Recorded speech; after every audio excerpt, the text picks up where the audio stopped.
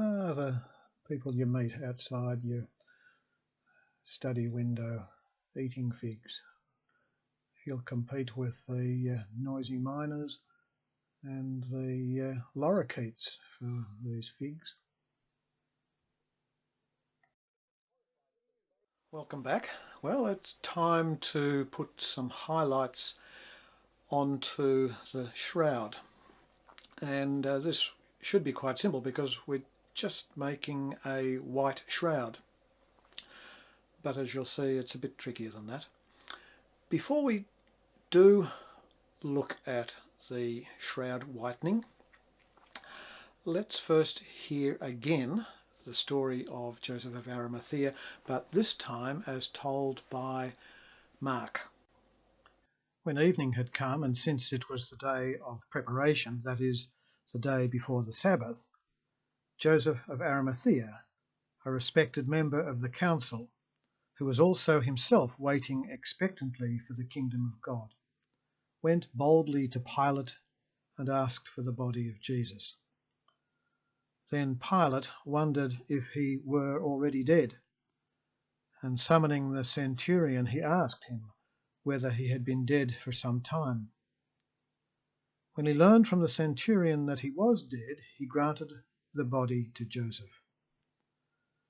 Then Joseph bought a linen cloth, and taking down the body, wrapped it in the linen cloth, and laid it in a tomb that had been hewn out of the rock. He then rolled a stone against the door of the tomb. Mary Magdalene and Mary, the mother of Joseph, saw where the body was laid.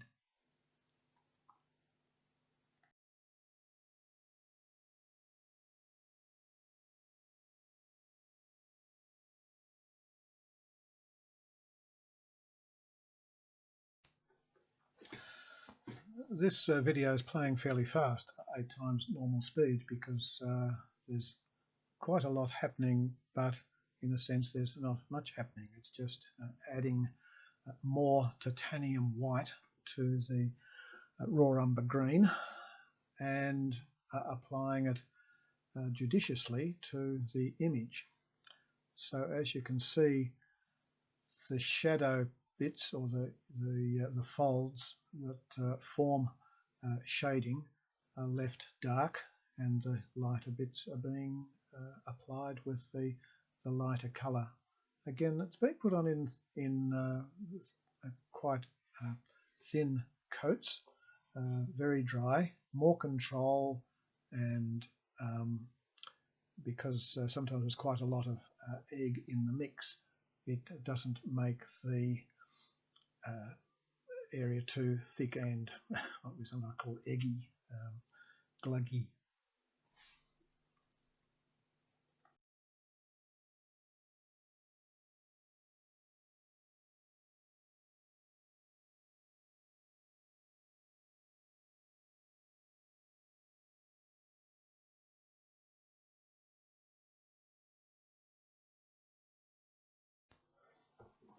Slightly more titanium white.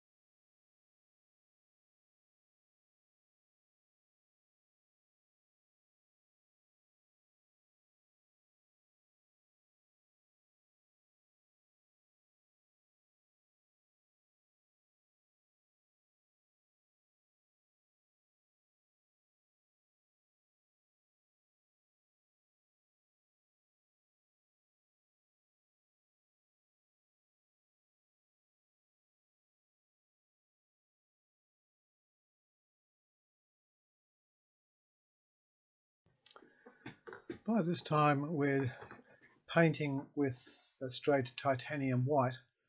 Again, it's fairly well diluted and we can still see through it.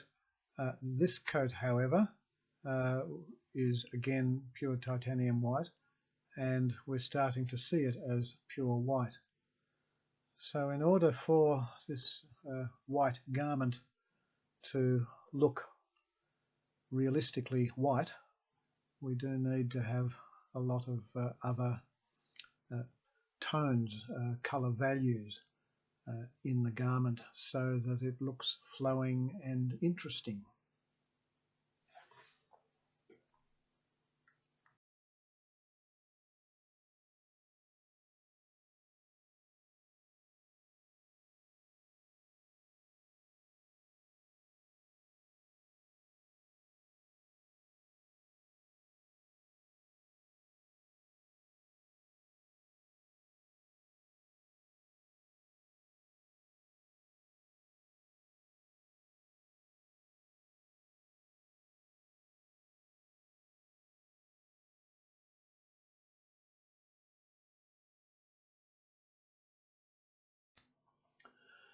We're just tidying up the edges with the darker pigment.